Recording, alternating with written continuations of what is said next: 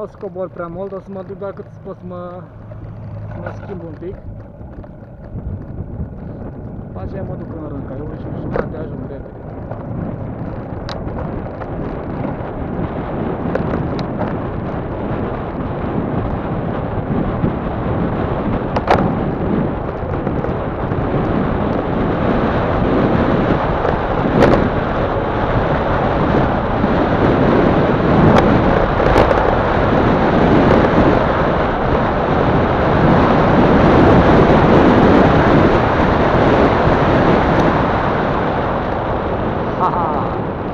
Dați-mi frâna.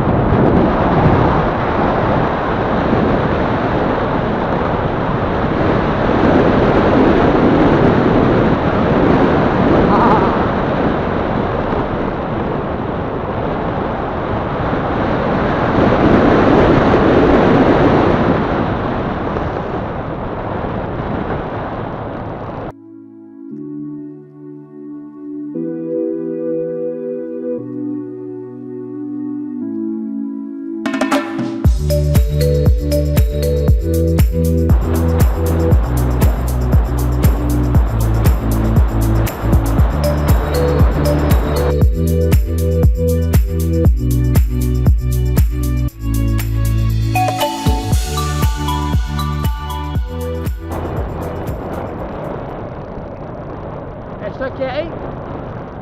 Ai nevoie de ceva? Ok. Uite Rânca în față, ce frumoasă e. Uite, cam asta ești tot, să vă aici.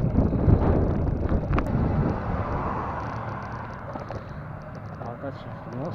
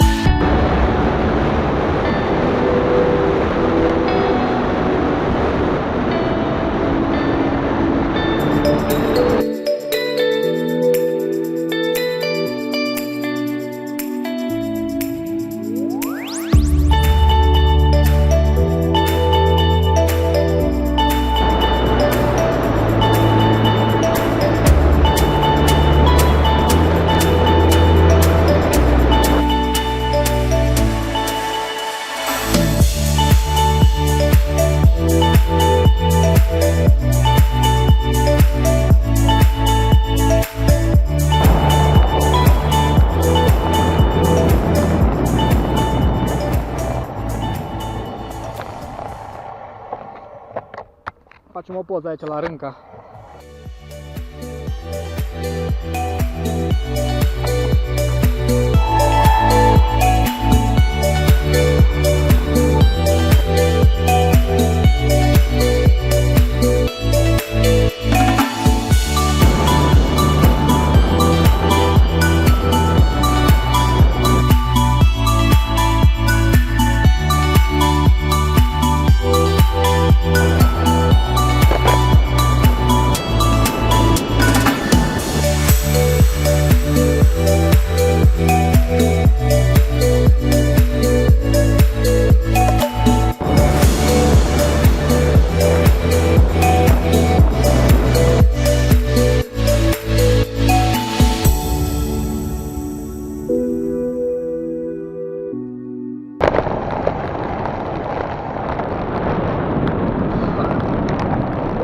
Rostului astea și ce treabă, ori atunci ceva cum cauciuc.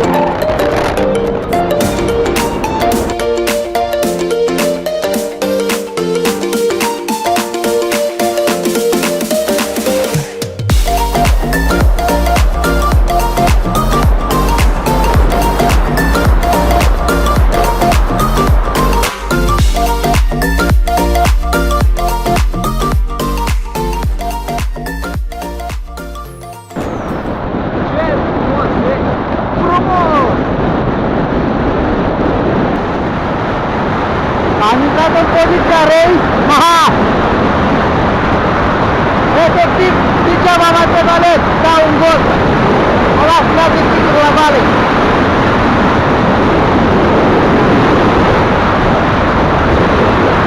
Aha!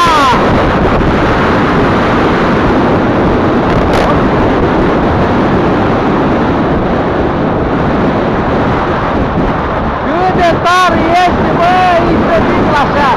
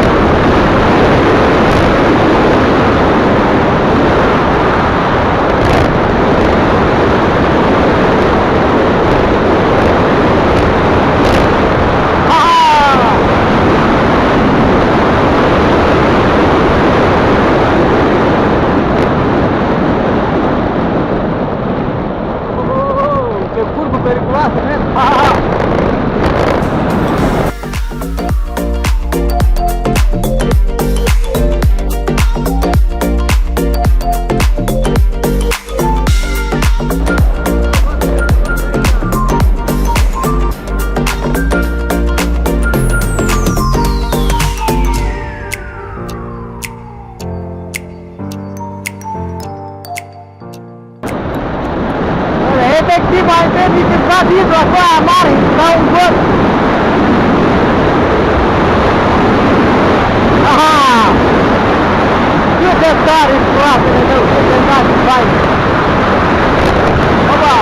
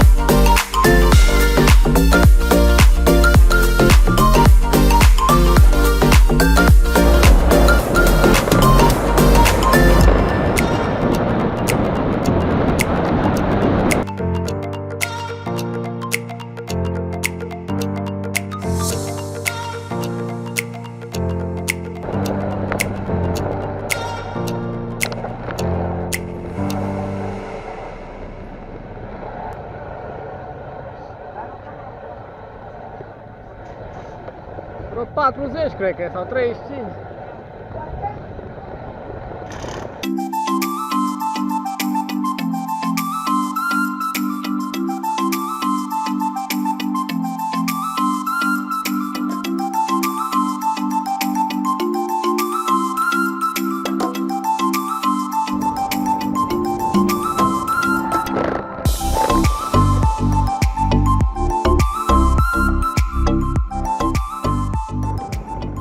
Și dealuri pe aici, paralel cu drumul național. Pe un drum comunal. Hai să vedem, dacă această urcare se oprește acolo în vârf, asta e o vrăjeală, deci asta nu are cum să aibă 12% urcare. În cazul în care ea urcă mai încolo, pot înțelege.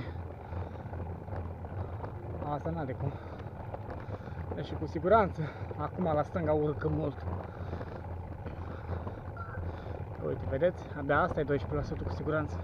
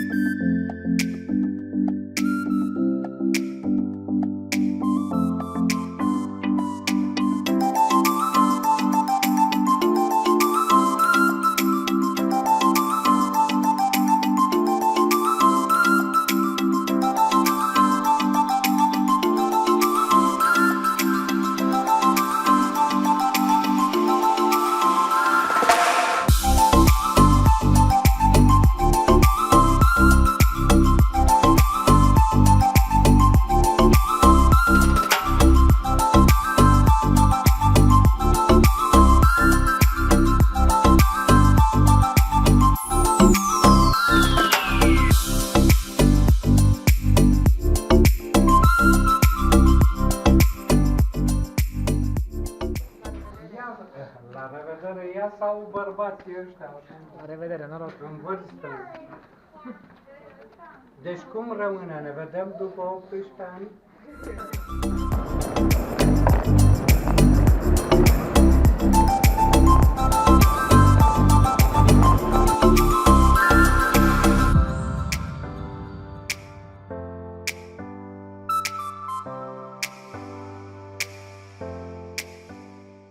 Ei, ca o recapitulare așa scurtă, super scurtă.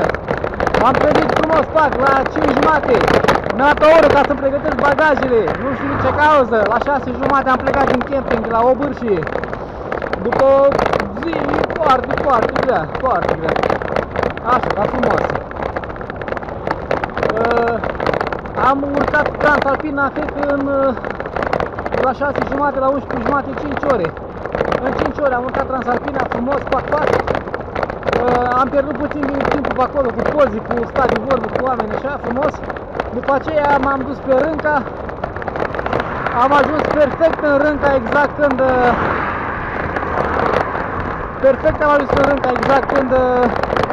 când era drumul deschis ca să pot să trec. Am fost la peștera Muiere pentru că aveam în drum și să vă zic o treabă, în 2017 când m-am dus spre Transalpina am luat-o pe drumul ăsta național pe care sunt acum și atunci știu că am evitat peștera Muiere. Am zis, bă, lasă că nu mai intru, că n-are niciun rost, că s-a obosit, că nu știu ce, că nu știu cum. Și astăzi am ajuns într-un final.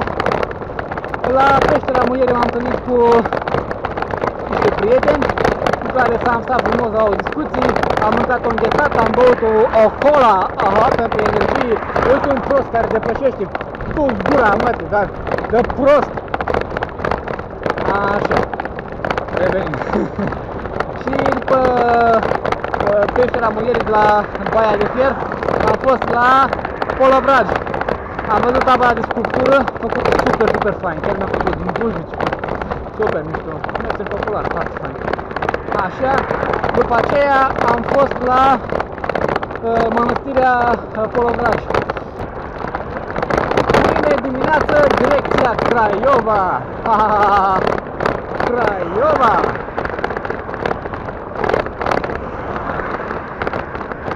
Ok, hai, ne mai auzim. Pa! De fapt, stai ca să facem și, să zicem așa, o vorbă, că suntem mândri, nu suntem mândri. Noi am făcut în vreo 2 săptămâni, da, 3 pasuri montane. Foarte tare, nu? Am fost în Bucegi înainte de toate, până la 1900 de metri, când după aceea trebuia să urc pe jos și n-am mai fost. Și după Bucegi m-am dus pe Transpădărășan, după Transpădărășan m-am dus pe Transalpina. Dar să nu credeți că drumurile între aceste pasuri montane au fost așa drăguți, adică s-au urcat de-ața înțepenit, dealuri. Foarte frumos, extraordinar. Super mișto viața asta pe bicicletă, super tare. Așa că, cei care vă uitați, stați în casă, luați bicicleta între picioare, cum se spune, și îl dai pedală. Dar Berbești 10, vedeți? Asta e, Berbești 10, aici.